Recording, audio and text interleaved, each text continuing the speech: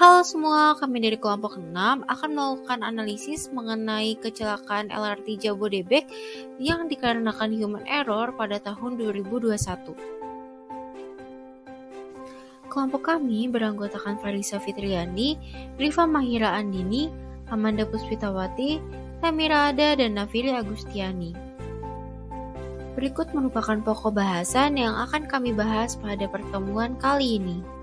Kita masuk ke pokok pembahasan yang pertama, yaitu narasi kejadian dari kecelakaan LRT Jabodebek. Kereta dengan nomor transit 29 dan 20 mengalami tubrukan di antara stasiun Cibubur Harjamukti dan Ciracas pada hari Senin 25 Oktober 2021. Kejadian itu terjadi pada saat Inka akan memindahkan transit bernomor 29 yang berada di tengah untuk dipindahkan ke stasiun Cibubur Harjamukti.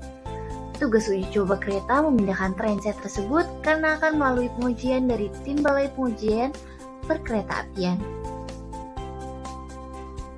Namun, sesaat transit bernomor 29 ini akan bergabung ke arah stasiun Cibubur Harjamukti, terjadilah benturan dengan transit bernomor 20. Untungnya, kereta pada saat itu tidak membawa penumpang dikarenakan memang masih menjalankan tahap uji coba. Selanjutnya adalah identifikasi penyebab terjadinya kecelakaan. Berdasarkan narasi kasus yang telah dijelaskan sebelumnya, penyebab terjadinya kecelakaan pada LRT Jabodebek ini adalah karena human error. Berdasarkan hasil investigasi, hal ini terjadi karena operator yang menjalankan rangkaian tidak menyalakan fungsi rem saat menata transit nomor 29 menuju posisi stabling atau parkir. Selain itu, kecelakaan ini juga terjadi karena adanya langsiran atau perpindahan rel yang terlalu cepat. Selanjutnya adalah upaya pengendalian. Yang pertama ada eliminasi. Pada kasus ini, eliminasi tidak dapat dilakukan. Begitu juga dengan substitusi.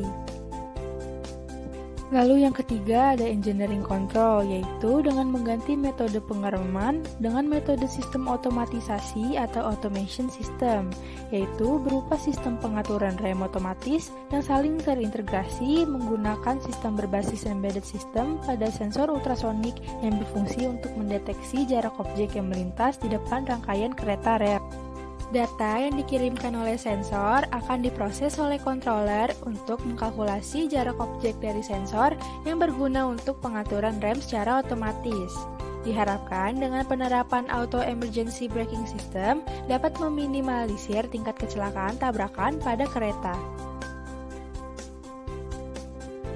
Pengendalian selanjutnya yang bisa dilakukan adalah dengan pengendalian administratif, yaitu seperti pengaturan untuk melindungi pekerja, misalnya penempatan pekerja sesuai dengan kemampuan dan keahliannya atau fit to work, pengaturan shift kerja atau bekerja sesuai dengan jam yang berlaku sehingga pekerja fokus untuk melakukan pekerjaannya dan tidak kehilangan kendali, dan memberikan pelatihan dan informasi mengenai kesehatan dan keselamatan kerja terkhusus untuk pekerja lapangan di LRT.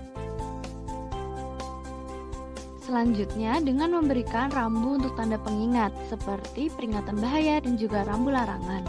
Yang terakhir, mengimplementasikan SOP yang ada saat pelaksanaan uji coba hingga pengoperasian LRT. Upaya pengendalian terakhir yang dapat dilakukan adalah dengan penggunaan APD ataupun alat pelindung diri, seperti penggunaan safety shoes, helm, rompi safety, sarung tangan kain, pelindung telinga seperti earmuff ataupun earplug, serta masker. Upaya pencegahan yang dapat dilakukan itu pertama itu ada identifikasi setiap titik bahaya, lalu istirahat yang cukup agar dapat berkonsentrasi dengan penuh, lalu pastikan kondisi lintasan memang layak untuk diuji cobakan. Selanjutnya upaya pencegahan yang dapat dilakukan itu ada melakukan perawatan sarana dan prasarana LRT, lalu memberikan rambu-rambu pada lintasan LRT, dan memberikan pelatihan terhadap masinis sebagai tenaga kerja lapangan yang handal. Sekian pemaparan dari kelompok kami, kurang lebihnya mohon maaf, terima kasih.